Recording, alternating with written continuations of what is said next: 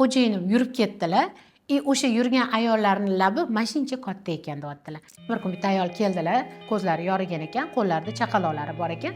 Keldilar, qoshchilar sizga mumkin emas hali, chunki sizda gormonlar hali joyiga tushmagan, qoshingiz ko'karib qoladi deyishiga qaramasdan qosh qildirdilar $100 ga.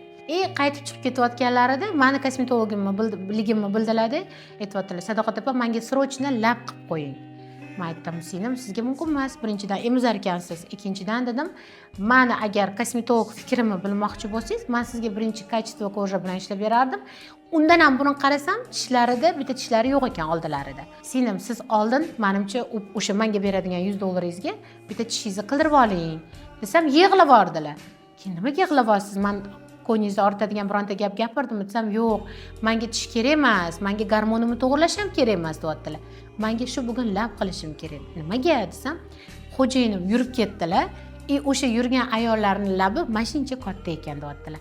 Mana bizani ayollar qanaqa fikrlaydi. O'shaning uchun bu narsalar xato. Tabiiylikka qaytaylik. O'sha eski trendni yopiylik bo'ldi, lablar bunaqa katta. Yo'q, qildirish kerak, lekin me'yorida.